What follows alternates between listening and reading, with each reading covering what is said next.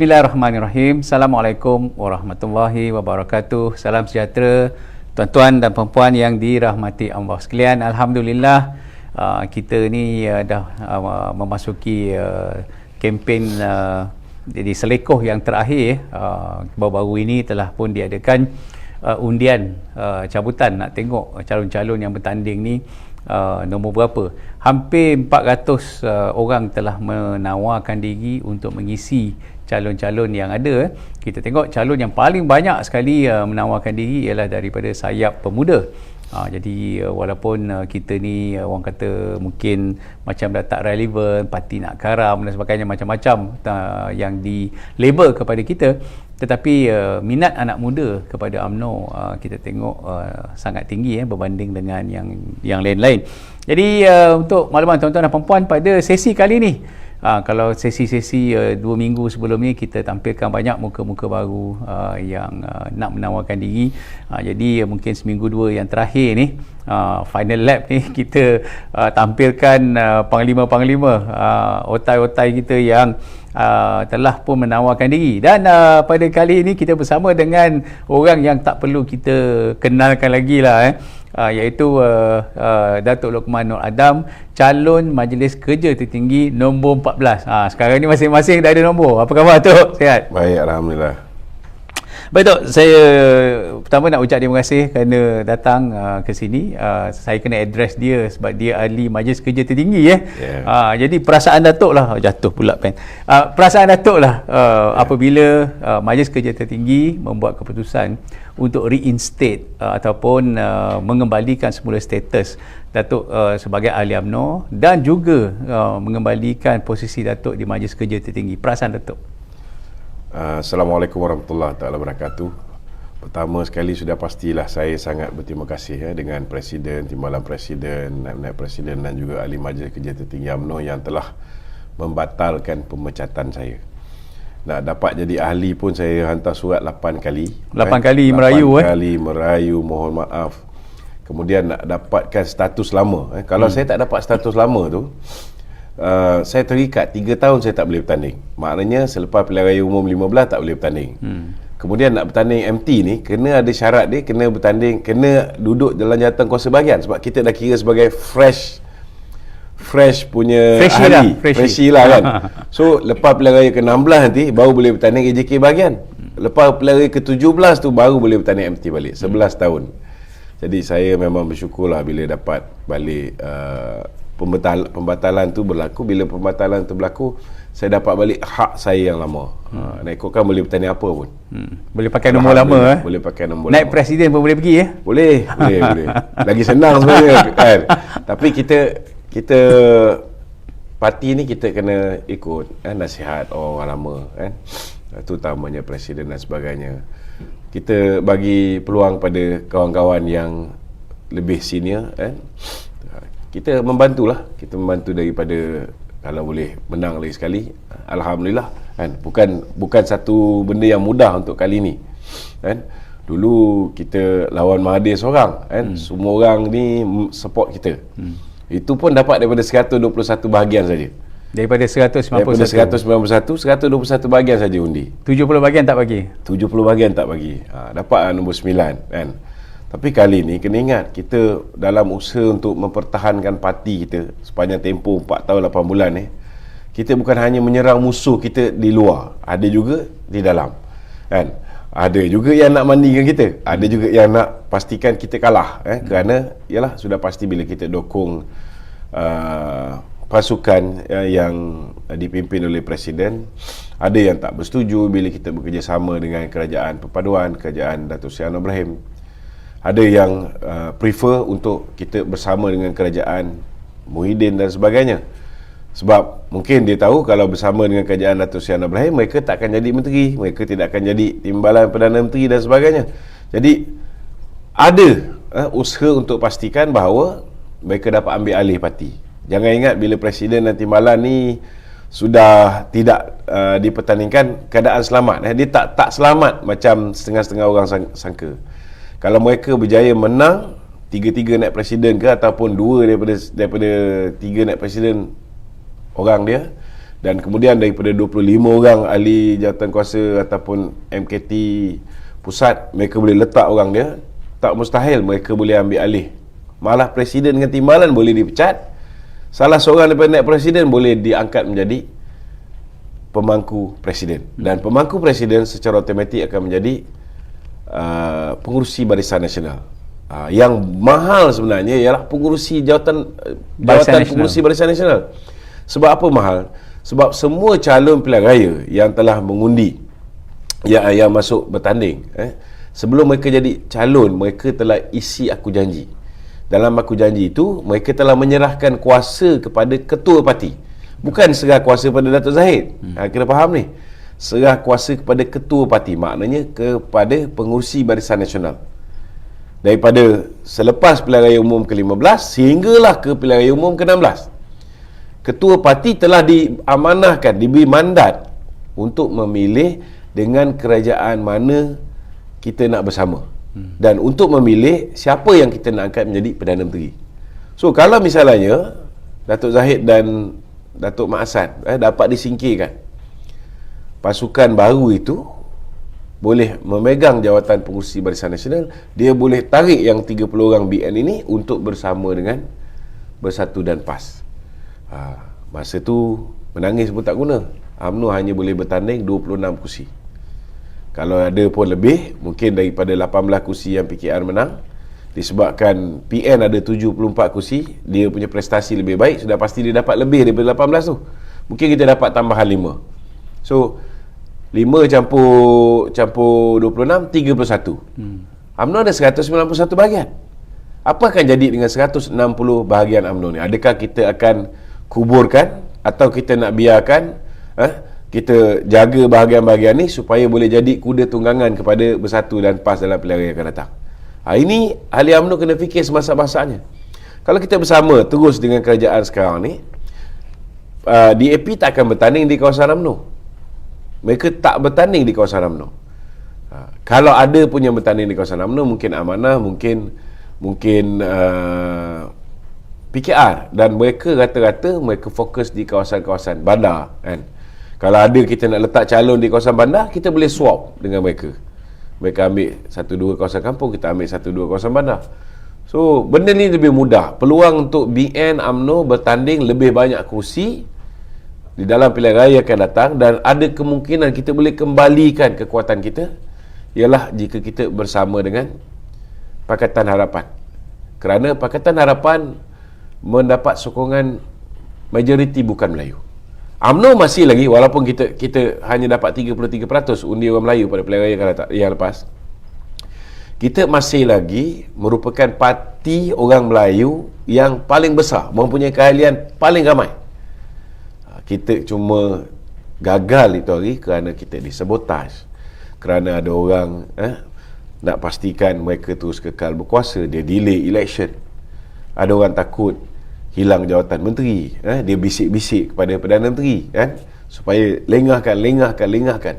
Kalau pilihan raya tu berlaku bulan 3 tahun lepas, selepas pilihan raya Johor, lepas kita menang di Johor, lepas kita menang di Melaka, sudah pasti the feel good factor, kita punya momentum sangat kuat, kita boleh menang besar, dan kita boleh memerintah secara bersendirian. Tapi mungkin setengah-setengah beranggapan bahawa kalau kita BN boleh memerintah secara bersendirian, maka akhirnya sudah pastilah presiden parti yang akan menjadi Perdana Menteri. Jadi peluang orang tertentu untuk jadi Perdana Menteri tak ada. Kecuali kalau BN itu dapat dilemahkan. Kecuali kalau BN itu tidak boleh memerintah secara bersendirian, tak cukup kerusi, maka terpaksa guna kawan-kawan daripada PAS dan Bersatu punya kerusi untuk melengkapkan bagi menubuhkan kerajaan. Jadi kita akan didiktet oleh Bersatu dan PAS siapa yang nak diangkat menjadi Perdana Menteri. Dah tentu presiden tak akan berasa jadi Perdana Menteri, kan? Dah tentu orang yang mesra Bersatu, mesra Perikatan Nasional yang akan diangkat menjadi Perdana Menteri. Itu harapan mereka. Tetapi Allah Ta'ala Maha Berkuasa. Last sekali hancur parti, kan? Kita kena terima hakikat. Ini bukan salah orang lain, salah kita. Kita menyumbang kepada kekalahan ini. Kita menyebabkan bila kita delay pilihan raya, akhirnya musuh lebih bersedia, kan? Dengan kekuatan kewangan yang mereka ada dan sebagainya, kan? Mereka lebih bersedia. Tak kiralah ada berlakunya rasuah secara berskala besar yang hari ini seorang demi seorang sedekah secara berleluasa, yang hari ini seorang demi seorang dihadapkan ke muka pengadilan. Namun kita kena terima hakikat, bukan hanya faktor luaran yang menyebabkan kita tewas, tetapi faktor dalaman. Hari ini perwakilan mempunyai peluang untuk betulkan ini, untuk bersihkan parti kita ni daripada gunting dalam lipatan, musang berbulu ayam, duri dalam daging. Kalau kita tak bersihkan betul-betul ini, masih lagi ada orang yang bak kata orang tu, dia punya walak dia, kesetiaan dia bukan kepada parti, tetapi kesetiaan dia kepada musuh kita. Apa nak jadi dengan parti kita? Itu sebabnya penting untuk 11 hari bulan, 18 hari bulan, kita kena pastikan orang yang menyokong kerajaan sekarang ini, kerajaan perpaduan, dan yang menyokong kepimpinan Presiden dan Timbalan, diberikan keutamaan untuk meneruskan perjuangan. Untuk check and balance, jangan bimbanglah.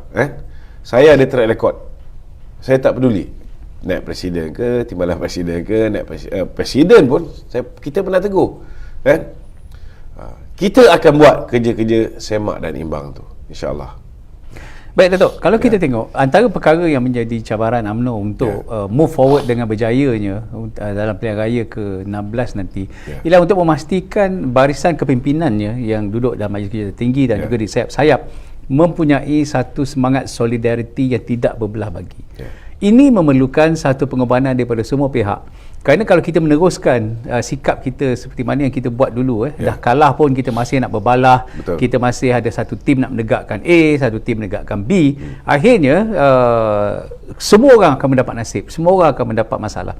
Pada pandangan Datuk, apakah dengan pemilihan ini mampu kita membina satu barisan kepimpinan yang solid menyokong institusi Presiden? Pada pandangan saya, laluan yang dilalui oleh institusi pasukan yang menyokong keputusan yang dibuat oleh Majlis Kerja Tertinggi bukan satu laluan yang mudah, kerana golongan yang menentang ini mempunyai kekuatan kewangan yang luar biasa, kan? Pertama, kena ingat golongan yang tak nak dengan Datuk Seri Anwar Ibrahim, orang yang tak nak kerjasama dengan Pakatan Harapan, mereka ini terdiri daripada golongan yang mesra dengan Perikatan Nasional. Jadi dari segi dana, mereka akan mendapat dana daripada pasukan Perikatan Nasional.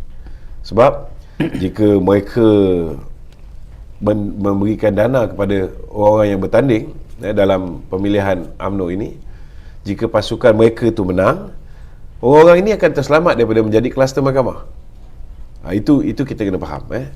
Yang keduanya, orang yang pro Perikatan Nasional ni ialah orang yang menikmati laba ketika mereka bersama dengan kerajaan Perikatan Nasional.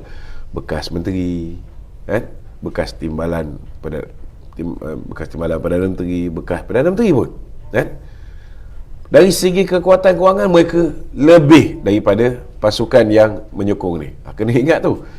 Dan ada sikit kelemahan, yang hari ini ada jawatan Presiden, yang hari ini mungkin ada jawatan menteri-menteri, tak ramai menteri kita, ada lebih kurang dalam 6 orang saja, kan? Tetapi di peringkat akar umbi, sebab mereka sekarang ni mereka pump in duit untuk memenangi pemilihan di peringkat bahagian-bahagian. Di akar umbi, kita lihat dari segi pelantikan GLC-nya belum lagi berlaku, pelantikan senator-senatornya belum lagi berlaku. Bukan semua orang boleh bagi jawatan menteri dan timbalan menteri, sebab bila kita berkongsi kuasa, jawatan yang nak diagikan limited. Biasanya ketua-ketua bahagian, pasukan-pasukan yang mendukung kerajaan ini, biasanya mereka akan mendapat JLC dan sebagainya. Sehingga hari ini tidak ada sebarang lantikan. So ini akan menyebabkan kelebihan itu ada di pasukan yang menentang kepimpinan. Pasukan yang menentang kepimpinan. Dan dari segi penerangan, saya nampak kita masih lagi belum full force. Kita belum full force untuk pastikan bahawa ahli-ahli yang menyokong UMNO dan BN ini sendiri kena faham kenapa kita kena pilih bersama dengan Kerajaan Perpaduan berbanding dengan bekerjasama dengan Perikatan Nasional, demi untuk masa depan kita, demi untuk masa depan UMNO itu sendiri, survival UMNO itu sendiri. Kalau kita bersama dengan Perikatan Nasional, habis 74 kursi yang mereka dah menang tu, kita tak boleh bertanding, Takkan dapat balik. takkan dapat balik. Yang ini masih lagi tak sampai di bawah. Yang bawah ni masih lagi cerita Melayu. Betul lah, kalau kita nak fikir pasal Melayu ni, saya rasa semua orang boleh terima hakikat bahawa bukan setakat orang Melayu terjaga di bawah kepimpinan Barisan Nasional 61 tahun kita memerintah, kita juga ada track record yang baik menjaga bukan Melayu. Kita jaga semua rakyat, tak kira kasta dia ke, tak kira darjat dia, tak kira miskin kaya, bangsa apa, kulit warna apa, kita tak peduli, kita jaga semua. Cuma hari ni, dalam keadaan sekarang ni, kalau kita bersama dengan Pakatan Harapan, dulu kawasan yang ada ramai pengundi bukan Melayu, kita ada peluang menang sebab Pakatan Harapan hari ni dia punya sokongan lebih kurang dalam 98% daripada masyarakat bukan Melayu. Itu akan beri impak untuk memenangkan kita. Dan sudah pasti Pakatan Harapan juga yang kalau dulu dia dapat 25% undi bukan Melayu, sekarang ni dah tinggal lebih kurang 11% saja undi Melayu. Mereka juga mengharapkan UMNO dapat deliver pengundi Melayu, dan ini win-win situation. Tapi kalau kita bersama dengan Perikatan Nasional, masing-masing akan berebut kek orang Melayu ni, Kolam yang sama, kumpulan sasar yang sama. Jadi last kali kita akan berbalah. Kita memang boleh tidur satu bantal, tapi mimpi lain-lain. Tidur satu bantal, mimpi lain-lain. Dan tak ada jaminan time kita tengah tidur, seorang bangun tikam kita. Ini kena faham ni. menakutkan ya. Sangat menakutkan. Sangat menakutkan. Dan kalau kita belum cuba, tak apa. Ada orang cakap, kenapa kita tak boleh bagi peluang pada Tan Sri Muhyiddin? Kenapa nak kena bagi pada Anwar Ibrahim? Bukankah dulu kita cakap macam-macam pasal Anwar Ibrahim? Sedar tak sedar? Kita dah bagi peluang. Tan Sri Muhyiddin ni asalnya UMNO. Dia khianati kita. Lepas dia dipecat daripada UMNO, kita pun bila kita gugurkan dia sebagai Timbalan Perdana Menteri dan juga Menteri ketika tu, dia masih lagi maintain sebagai Timbalan Presiden. 1 tahun dah dia duk belasah Datuk Najib. Last kali barulah tindakan disiplin diambil ke atas dia, ke atas Mukris Mahathir, dan Datuk Seri Shafie Apdal digantung. Itu semua ramai orang tak faham. Lepas dia keluar, dia bersama DAP. Boleh pula bila dia bersama DAP, tak masalah. Bila dia cium mulut dengan DAP, semua okey. Bila kita kita tak dapat bayangkan macam mana orang UMNO nak menyokong DAP. Masa tu contoh macam Wan Saiful Anjan kan, dia kata, saya tak boleh bayangkan macam mana orang UMNO lepas ni nak mengundi DAP. Habis dulu macam mana dia pun sendiri mengundi DAP, okey je, tak ada masalah. Betul tak? Bezanya DAP di bawah kepimpinan Tun Dr. Mahathir dengan DAP sekarang totally different. DAP dulu mungkin orang marah. Saya tak bimbang orang marah dengan DAP sekarang. DAP sekarang very pragmatic. Di bawah kepimpinan saudara Anthony Loke ni, YB Anthony Loke, alhamdulillah. Kita lihat bila ada di antara pemimpin DAP, contohnya Timbalan Ketua Menteri Pulau Pinang, yang mengeluarkan kenyataan meminta supaya penjawat awam yang rata-ratanya Bumi Putra dibuka kepada kaum-kaum lain. Dibuka pada kaum lain. Selama hari ini memang dibuka pun. Tetapi kenyataan ini nampak sangat terlalu resis, nampak sangat nak menyemai benih-benih perkauman. Kita pun ada keluar kenyataan membantah, tetapi yang cantiknya Susangun DAP sendiri mengecam kenyataan yang dikeluarkan. Itu beza dia.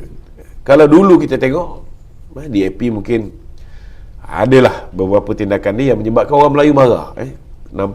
Nampak gairah sangat, nampak rakus. Tetapi bila mereka pun 22 bulan berkuasa, mereka hilang kerajaan, mereka juga muhasabah diri. Mereka hari ini menjadi lebih toleransi. Sampaikan bila nak membentuk kerajaan, dia tahu kalau ada ramai menteri di kalangan DAP, ianya akan menyebabkan kerajaan tu tak stabil. Kita lihat, walaupun mereka ada 40 ahli parlimen, mereka hanya ambil berapa? 3 menteri. 3 ke 4 menteri? 4 menteri. Kita walaupun hanya ada 26, dapat 6. Kita dapat 6. Kita tengok betapa toleransinya mereka. Ini yang sebenarnya yang ditakuti oleh Perikatan Nasional. Mereka takut kita boleh tame atau kita boleh jinakkan DAP yang mereka gagal buat. Ini yang mereka takut. Jadi bagi saya mesej ini penerangan kena diperhebatkan. Kalau kita dapat perhebatkan benda ni, terutamanya menjelang pilihan raya negeri ni, ini sangat penting kerana kedudukan Kelantan, Terengganu, Kedah, kita perlukan undi orang Melayu. Begitu juga Negeri Sembilan, sama juga. Selangor pun sama juga. Mungkin Pulau Pinang ialah selamat sikit. Tetapi kalau usaha ini tidak diteruskan, dan di sebelah DAP, di sebelah PKR, di sebelah Amanah, mereka juga perlu pastikan bahawa agenda penerangan ini dapat diteruskan supaya orang dia pun boleh transform. Vote transfer tu boleh berlaku. Kalau dulu mereka mengundi hanya calon-calon Pakatan Harapan, kali ni kalau kita bertanding atas tiket Barisan Nasional, kita nak orang Pakatan Harapan boleh mengundi lambang Dacing. Dan cabaran kita juga, kita ni BN ni kena pastikan orang Melayu yang menyokong BN boleh juga mengundi Pakatan Harapan. Okey Dok, kita dah terlanjur kita di topik ini. Baru-baru ni ada pemimpin utama Perikatan Nasional daripada PAS mengulangi lagi keazaman mereka untuk terus berpolitik dan mahu menjatuhkan kerajaan ini, dan dia mengundang pelbagai reaksi. Jadi soalan kita di sini Tok ialah orang politik memang cita-citanya untuk mendapat kuasa. Isu je kalau tak habis-habis nak jatuhkan kerajaan, nanti kita jatuh, dia naik, kita akan jatuhkan lagi. Kita dah nampak pengalaman hampir 5 tahun. Nasib rakyat yang bagaimana? Komen Tok pada perkembangan ni. Bagi saya simple lah. Dia kata kalau selepas ni berlaku lagi kerajaan tebuk atap, jangan salahkan dia. Sebab atap tu bocor. Betul. Masalah dia, macam mana atap tu boleh bocor sedangkan ni rumah baru, kan? Kecuali kalau ada orang yang menawarkan ganjaran, menawarkan upah kepada orang yang nak pergi menjolok atap tu. Ini yang berlaku. Ada yang menawarkan sampai 5 juta ringgit untuk dapatkan satu SD dan sebagainya. Kalau usaha untuk membeli, sedangkan kita dah ada akta lompat parti, masih lagi berterusan, ini masalah. Cuma bila mereka tak boleh dapat sokongan secara individu disebabkan kekangan akta lompat parti ni, sekarang ni mereka lebih menggunakan strategi target mendapat keseluruhan sokongan parti. Contohnya macam UMNO, kita tahu dulu ada lebih kurang 10 orang yang telah memberikan SD kepada Muhyiddin Yassin. Jadi ada lagi 20 yang tak bagi. Betul tak? Sekarang ni nampak jumlah tu macam dah bertambah lagi 2. Dah bertambah lagi 2. Tetapi walaupun ada 18 yang masih setia dengan kita, 18 ni boleh tak boleh kata apa-apa sekiranya mereka berjaya mengawal parti. Kalau dia dapat daripada sebelah kita 30 dengan berjaya menguasai parti, mereka masih lagi memerlukan satu lagi pasukan. Dan daripada maklumat risikan yang saya dapat, mereka menawarkan jawatan Timbalan Perdana Menteri kepada kawan kita di Sarawak. Jawatan Perdana Menteri kepada kawan kita di Sarawak. Dan Yalah, sekarang pun Sarawak dah mendapat jawatan Timbalan Perdana Menteri. Itu pun mereka dah gembira kan. Kita bimbang takut kalau misalnya UMNO bersama dengan apa ni bersama dengan Perikatan Nasional, kalau ikut awal dulu GPS di Sarawak juga mereka mengambil keputusan menyokong Perikatan Nasional menyokong Tan Sri Muhyiddin sebagai Perdana Menteri, kerana pada ketika itu mereka dikabarkan oleh Syamsuddin Tun Hussein bahawa UMNO mengambil keputusan untuk menyokong Muhyiddin. Sedangkan benda itu tak betul. Itu sebabnya GPS telah memberikan sokongan pada Muhyiddin pada peringkat awal. Ini kita kena faham mereka juga tertipu. Tetapi kalau misalnya ni ditawarkan jawatan Perdana Menteri kepada GPS, kita tak boleh rasa selesa. Apatah lagi kalau kita lihat GRS di Sabah juga adalah merupakan, boleh dikatakan, sebahagian daripada mereka. Dan hari ini keadaan GRS di Sabah dengan UMNO Sabah begitu tegang. So kita tak boleh terlalu selesa. Macam-macam boleh berlaku dalam tempoh selepas pemilihan UMNO ni. Dan kalau katalah kapal kita ni selamat selepas pemilihan UMNO, dan usaha-usaha untuk mengukuhkan parti, mengukuhkan kerjasama dengan Pakatan Harapan ni tidak dilakukan dengan sehabis baik, semaksimum mungkin. Kalau katalah kita kalah 3 negeri je cukup, kita kalah Kelantan, Terengganu dan Kedah, ini kawasan-kawasan Melayu. So itu dapat memberi gambaran bahawa UMNO tidak lagi mendapat sokongan orang Melayu, dan kita perlu tukar nahoda. Maka sekali lagi Datuk Zahid akan diserang. Usaha untuk topple dia tu akan berlaku lagi. Cuma nasihat saya satulah, kalau berterusan begini yang akan rugi ialah rakyat, dan rakyat akan lebih meluat pada orang politik. Sikit-sikit tukar Perdana Menteri, sikit-sikit tukar Perdana Menteri, sikit-sikit tukar kerajaan. Bila kerja Perdana Menteri itu bukan lagi nak jaga rakyat tau. Kerja Perdana Menteri itu nak kena jaga kursi dia. Kita tengoklah apa jadi bila Tun Mahathir berkuasa, tiba-tiba dia letak jawatan kerana tak nak serah kursi pada Anwar Ibrahim. Dia suruh orang dia semua sekali cari masalah dengan DAP, kemudian keluar daripada Pakatan Harapan. Muhyiddin ambil alih. Bila Muhyiddin ambil alih, ketika itu dia hanya dapat 114 sokongan. Bila dia dapat hanya 114 sokongan, dia bimbang, takut berlakunya undi tak percaya di Parlimen. Itu yang angka COVID tu tiba-tiba naik bencana. Dan akhirnya negeri yang COVID rendah macam Perlis pun kita lihat akhirnya menjadi di lockdown satu negara, hanya untuk mengelakkan daripada berlakunya pertukaran kuasa. Itu pun last kali tukar juga kepada Datuk Seri Ismail Sabri. Dan bila Datuk Seri Ismail Sabri berkuasa pula, kita minta diadakan pilihan raya segera, dia pertahankan.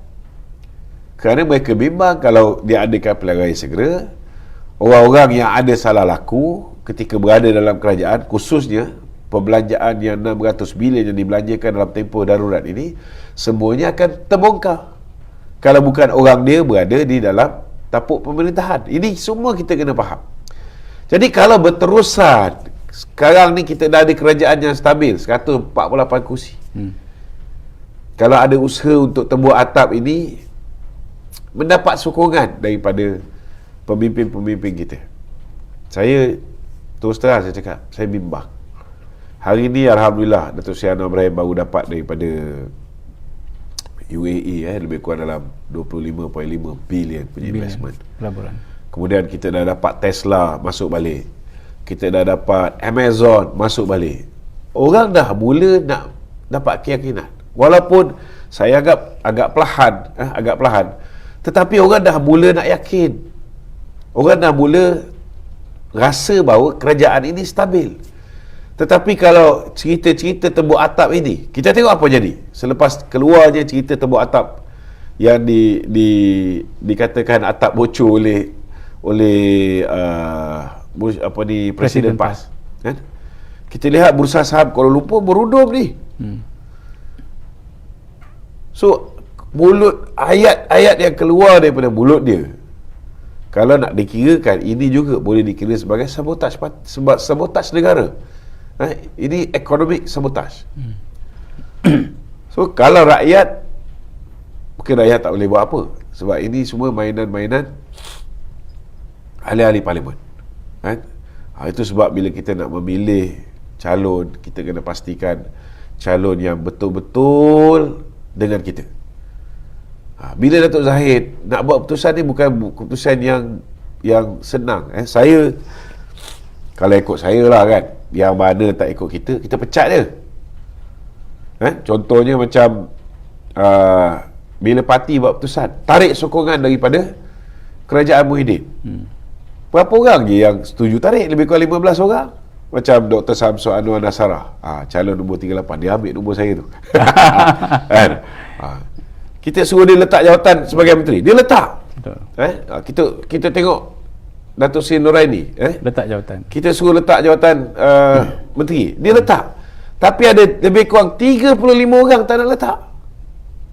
Kalau ikut saya, kita dah patut terminate dia orang ni. Kita pecat je. Lagipun mereka hanya ada kuasa sampai pilihan raya akan datang. Tetapi kita tengok Presiden sangat berhemah, sangat penyabar, kan? Bagi peluang.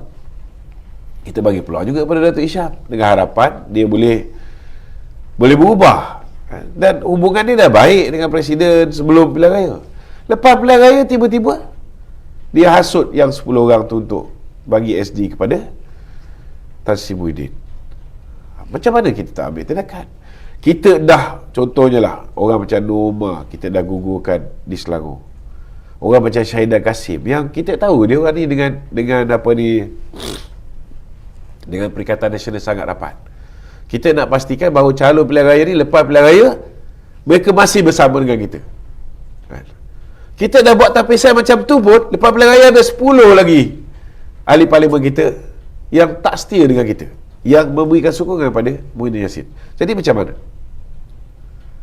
Hari ni ramai orang dia orang pertikaikan tindakan yang diambil ke atas Isyamuddin, tindakan diambil ke atas Norma, ke atas Syahidan. Dia kata ini punca. Betul. Kalau ikut saya, patut awal lagi, setidak-tidaknya kita ada time untuk reconcile ataupun bertaut semula, sebelum pilihan raya berlaku. Itu pun nasib baik kita tidak ada pertandingan. Cuba bayangkan kalau pertandingan itu kita tak boleh dapat kelulusan ROS untuk dianjakkan dalam tempoh 6 bulan selepas pilihan raya. Maknanya berbalah sebelum pilihan raya. Lagilah musnah parti kita. Lagi teruk keputusan kita daripada 26 kursi yang kita dapat. So Presiden dah buat yang terbaik lah, kan? Cuma hari ni sudah pastilah Presiden masih lagi menjadi sasaran. Kerana kalau Presiden tu image dia baik, walaupun kalau saya tengok prestasi Presiden jadi timbalan Perdana Menteri ni cukup cantik lah. Kita lihat bila berlaku banjir dah sampai Kota Tinggi, kan? Bila berlaku banjir dekat sana, dekat Rompin, dah sampai sekejap je. Bila ada masalah-masalah dan sebagainya, kita sentiasa berada di hadapan. Ini yang rakyat nak. Kita sentiasa pastikan bahawa kalau rakyat ada masalah je, kita selesaikan. Kelantan, Terengganu banjir je, kita dah sampai. So, kalaulah kerja-kerja menjatuhkan kerajaan ini berterusan, maka akhirnya kerajaan Datuk Seri Anwar dan juga Datuk Seri Zahid ini juga akhirnya akan jadi macam Muhyiddin. Ini yang kita tak nak. Mereka akan fikir pasal kerusi mereka. Mereka akan fikir macam mana nak mengekalkan kuasa. Yang ini yang kita kena elakkan. Itu sebab sebarang agenda tembok atap, sebarang agenda untuk menukar kerajaan sebelum tempoh 5 tahun ditamat, kita kalau boleh kena jauhi. Dan cara yang terbaik untuk pastikan UMNO ni penting. Sebab GPS mungkin akan mengikut keputusan UMNO. Kalau UMNO akhirnya mengambil keputusan BN untuk bersama dengan Perikatan Nasional, tak mustahil GPS akan ikut. Apatah lagi kalau mereka sampai sanggup nak menawarkan jawatan Perdana Menteri kepada GPS. Baik Tok, apa yang Tok cerita ni, kita dapat arrive into satu conclusion besar, iaitu ahli politik memang kerja dia berpolitik siang malam, tapi masalah besar juga yang kita hadapi ialah rakyat juga diheret sama untuk turut sama berpolitik dengan TikToknya, dengan bicara-bicara kedai kopi, masing-masing pun membuat percaturan sendiri, yang ini patut dijatuhkan, yang ini patut dikekalkan. Jadi untuk kita mencapai, sebab tu kita dengan tagline kestabilan dan kemakmuran itu kita letakkan sebagai tagline, tapi ianya ditolak sehingga kan 74 kursi yang dimenangi oleh Perikatan Nasional itu ialah kawasan-kawasan yang pernah menjadi kubu kuat UMNO. Jadi pendapat Datuk lah sekarang ni, atau seruan Datuk kepada, bukan saja kepada pemimpin politik, tapi kepada rakyat Malaysia ni, nak masa semua sekali nak berpolitik, ikut dengan orang politik, ataupun kita nak cool downkan suasana, kita move on, kita bina balik negara kita, bina balik ekonomi kita yang entah ke mana ni. Komen Datuk. Pertama sekali saya nampak rakyat Malaysia ni kurang tabayun. Segala apa maklumat yang mereka dapat melalui TikTok dan sebagainya, semuanya mereka anggap benda tu betul, dan kalau ianya sensasi, laju je mereka tolong share balik. Dan inilah yang berlaku tahun 2018. Sebelum pilihan raya 2018, apa saja fitnah ke atas Datuk Seri Najib. Alhamdulillah hari ini Datuk Seri Najib telah dilepaskan. Itu pun banyak orang telefon, alhamdulillah Datuk Seri Najib dibebaskan. Saya nak kena clearkan ni, sebab ramai orang ingat Datuk Seri Najib dibebaskan. Bukan. Datuk Seri Najib bukan dibebaskan daripada penjara. Dia dipenjarakan kerana kes SRC International. Hari ini dia menang kes pindaan laporan audit. Bila pihak pendakwaan membentangkan kes dia, pihak pendakwaan gagal untuk dapat membuktikan ada prima facie. Maknanya tak ada kes pun. Pendakwaan ke atas Datuk Zahid, Datuk Najib, dan pendakwaan ke atas Arul Kandar Sabi. Tak ada kes. Jadi hari ini Datuk Najib dan juga Arul Kandar, dia tidak ada prima facie. Jadi dilepaskan dan dibebaskan. Maknanya dia tidak boleh didakwa semula atas kesalahan yang sama, atas kesalahan pindaan audit. So dia masih lagi lah, masih lagi. Apa tadi kita yang kita kata, kita minta rakyat supaya rakyat pun jangan berpolitik ikut rentak orang politik.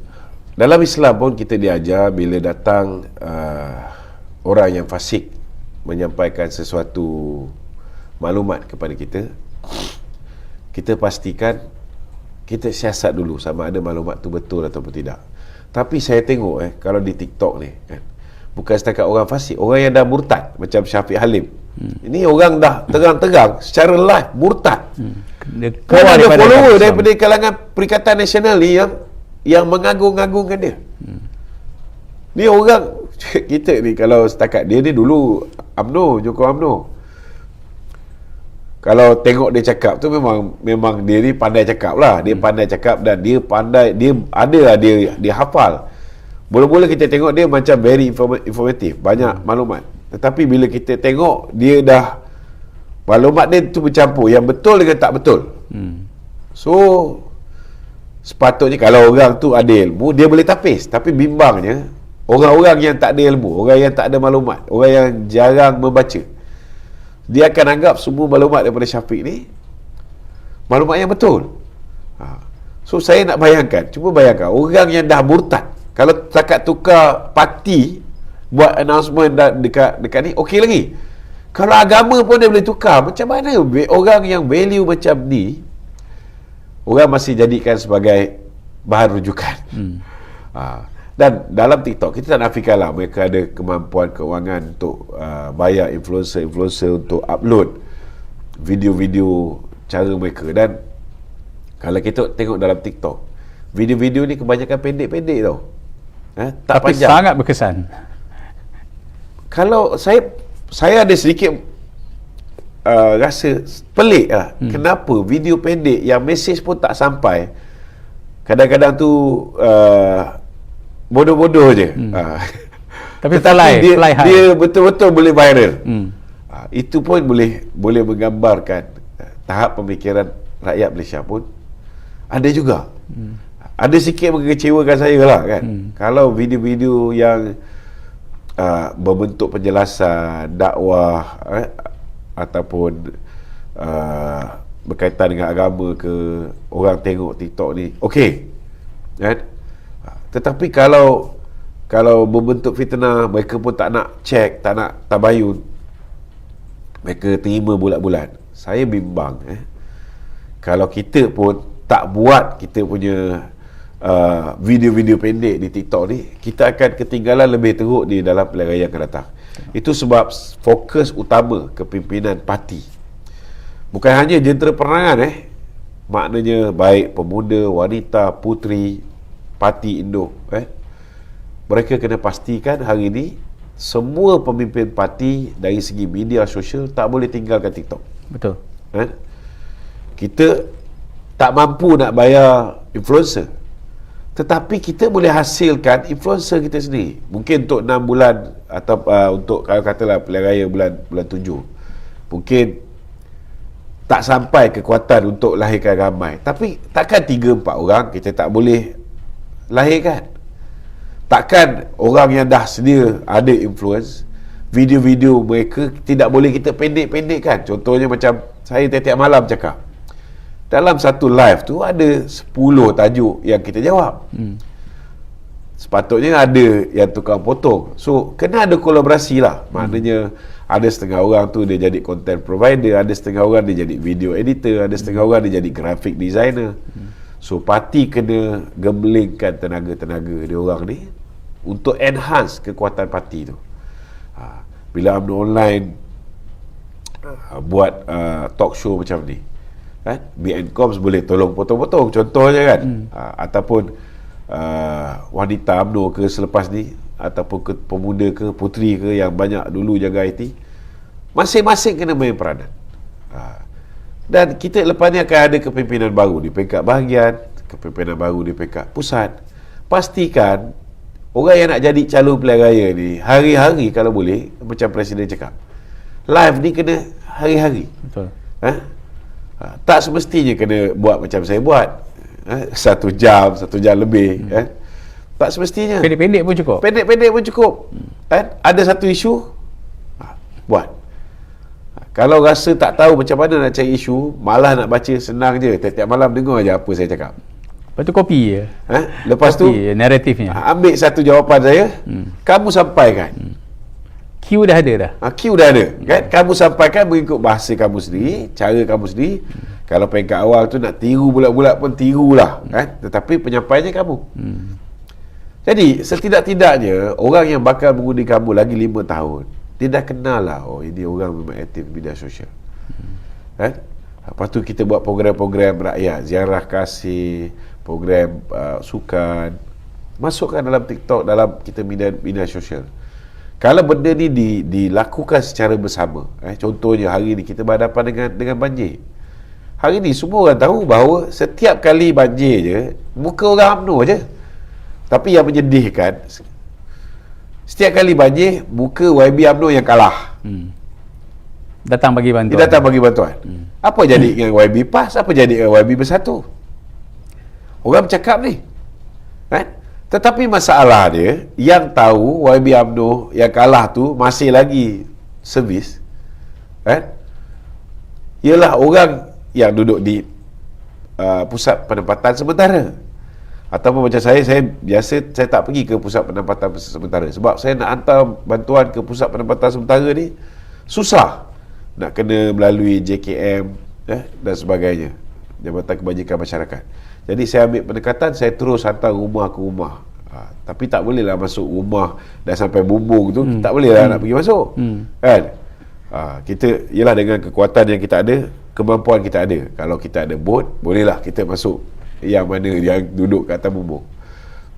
Tapi kita pergi kawasan yang dah surut sikit kan, kita kena buat benda ni. Kalau benda ni berterusan, saya yakin last kali orang boleh berfikir. Tapi kadang-kadang YB kita frust. Saya tahu ramai YB kita yang dah buat kerja lama daripada kalah 2018. Bekas-bekas YB calon-calon BN, mereka serve.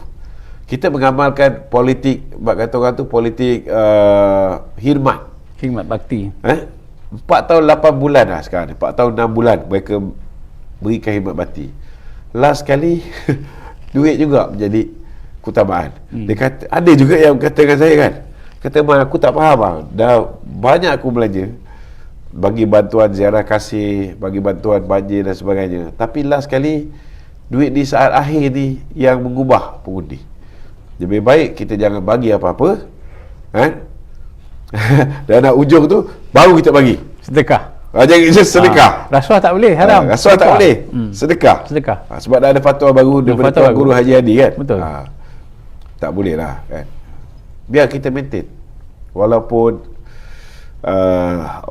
ianya tidak membuahkan kebaikan di dunia, kita hanya berdoa supaya setidak-tidaknya ianya membuahkan kebaikan untuk kita di akhirat.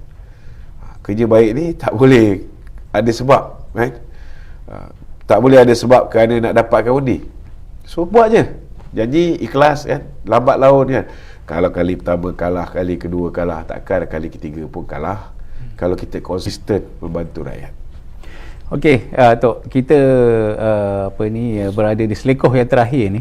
Harapan Tok lah kepada perwakilan-perwakilan. Kita dah tahu kali ni cabaran Datuk untuk menang bukan mudah berbanding dengan dulu jadi harapan Tok lah kepada 191 bahagian yang akan mengundi nanti pada 18 hari bulan Mac.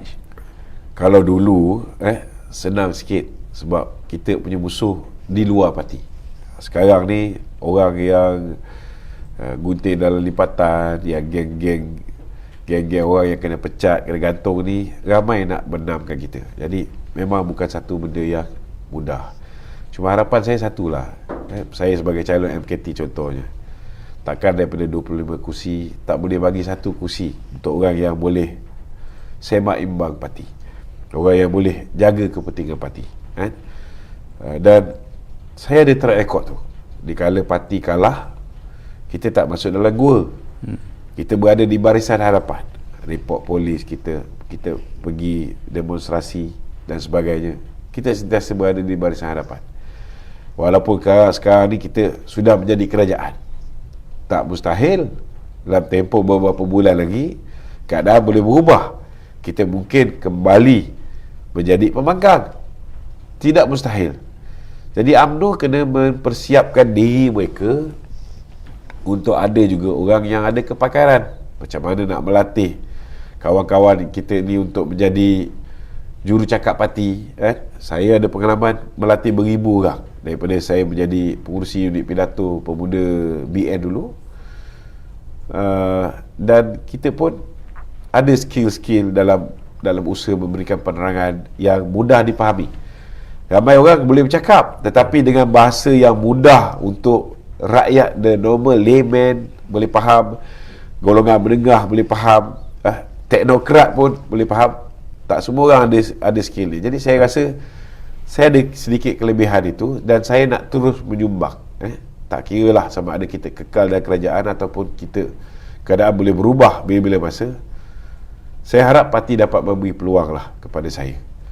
Dan kalau kita nak pilih pemimpin-pemimpin kita ni, jangan kita pilih hanya kerana jawatan dia dalam kerajaan. Jangan kita pilih kerana duit yang mampu dia berikan. Lebih-lebih lagi duit ni, masa pemilihan memang ada orang akan bagi duit, tetapi kena ingat, dia bagi duit kerana nak pastikan dia menang.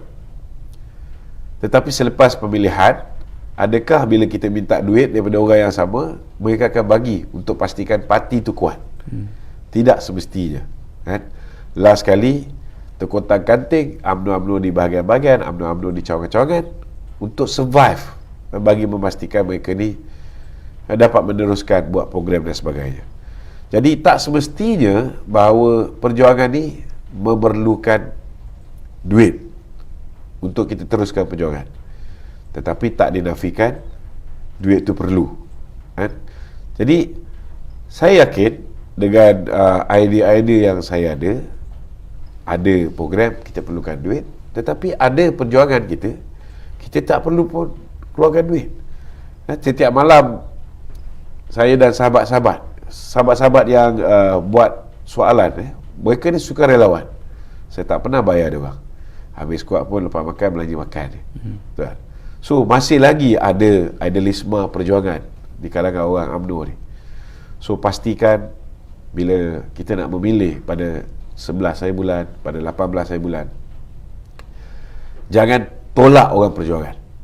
Orang perjuangan ni perlu ada dalam parti. Walaupun kita dah berada dalam kerajaan, orang perjuangan perlu juga.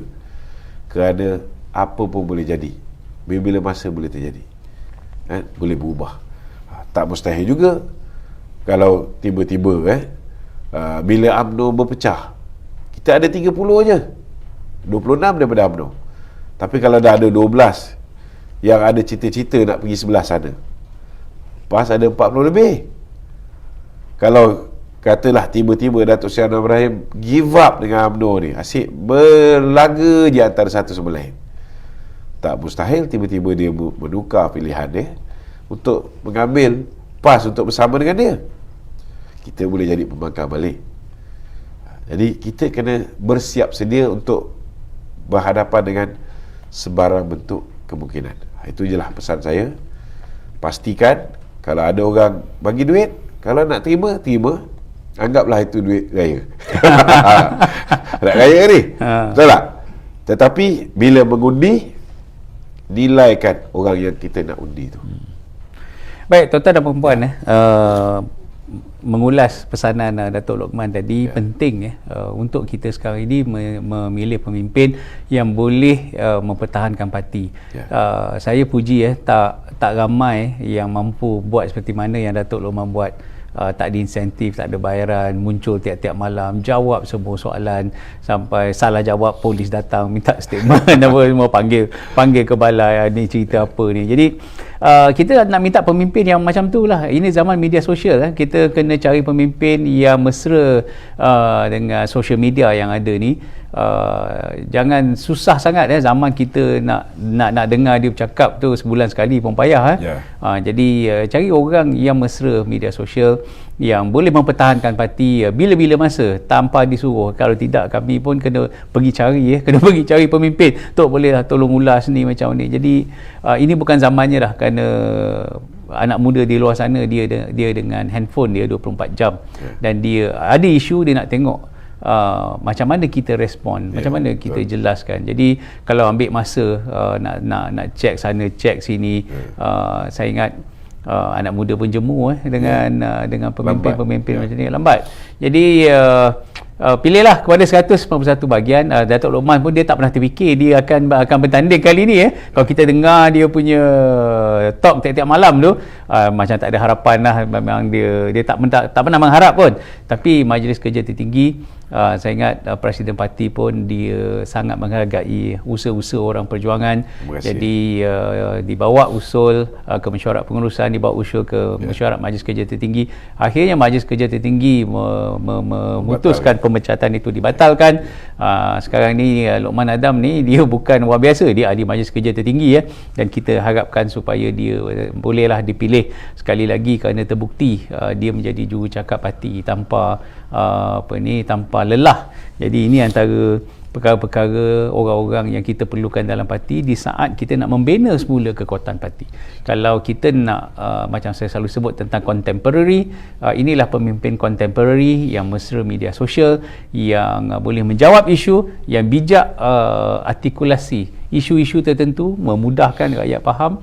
Inilah yang kita perlukan di saat kita diserang bertubi-tubi. Jadi terima kasih Datuk Lokman kerana muncul dalam siaran kita. Terima kasih kerana sudi menjemput. InsyaAllah kita jemput lagi. Jadi kita akan panggil orang untuk kita beri pencerahan, kerana mungkin sukar untuk kita turun ke bawah dalam kekangan yang kita ada. Kita gunakanlah saluran yang ada untuk kita beri pencerahan dan hadamkan apa yang Datuk Lokman sebut dan juga pemimpin kita sebut, mengapa perlunya kita mempertahankan kerajaan perpaduan. Kerana kita dah hilang 74 kursi di tangan Perikatan Nasional. Untuk kita mengharapkan mereka bagi kita kursi tu, wallahualam, rasanya mungkin tidak. tetapi dalam kajian perpaduan ini adalah yang terbaik. Walaupun apa juga yang disebut, inilah yang kita hadap sekarang ini. Kita move on, teruskan 5 tahun kerana rakyat sedang melihat apa yang kita nak buat untuk mereka. Wabillahi taufiq wal hidayah. Assalamualaikum warahmatullahi wabarakatuh. Salam sejahtera. Terima kasih. Terima kasih, Tok. Sama.